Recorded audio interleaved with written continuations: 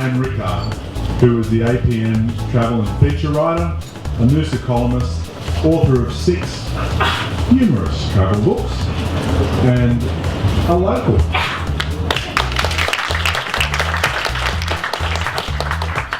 I'm going to start with you, Ann. So you've travelled a lot. Do you have a must-do food destination, or do you take it as it comes?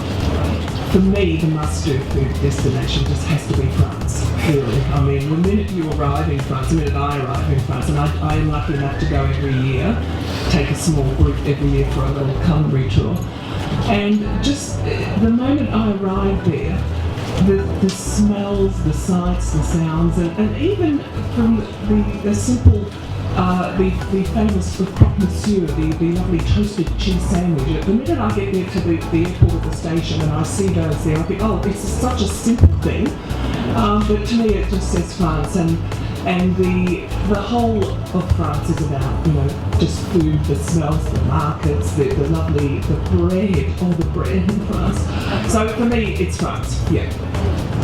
And you spoke earlier about France. What about emerging destinations in terms of food travel?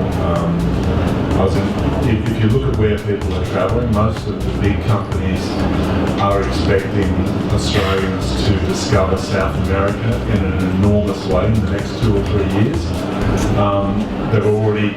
We're already going there a lot, but the food there is different. It's quite different to the rest of the world. So where do you think the emerging destinations are going to be, or is it Asia, or what do you think? I have no idea. That's a short answer. I don't know. Well, as you say, South America, but it's again with the popularity of cooking shows all over the world, and I believe they're really popular in India too on the TV. Every country in the world is now more conscious of its cuisine and the impact that it has on people, and obviously Asia is the food there is quite extraordinary. He's the 7th child of an Italian family, and they live in Wollongong, and his dad was convinced that the tomatoes in Australia just didn't taste the same as the tomatoes from his homeland. So on a trip home, he came back and got stopped at customs with 4 suitcases full of dirt. Because he thought that if he could put that dirt around the tomatoes, they would taste the same as they do in Italy. I like the south of France, in Provence, which is where we go every year.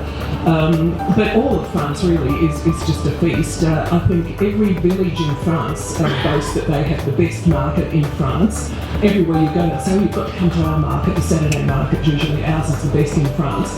And they are. All the markets are wonderful. The way the French display their food, they always make sure the asparagus stands upright and faces out. And of course they don't have a lot of restrictions. They serve their olives in great big wicker baskets at the markets, and they dip in and serve them like that. The French don't want it all sort of sealed up and pristine. So it's that, and then you've got the man who's roasting his chickens and all the chicken fat dripping down to the potatoes underneath, and he just dollops it out for you.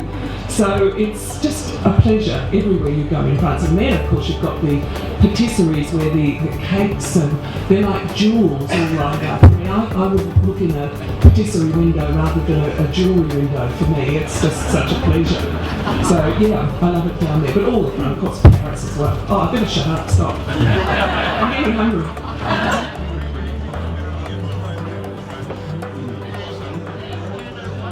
There's so much to discover if that is what you love about travel. If you travel for food, it's endless, really.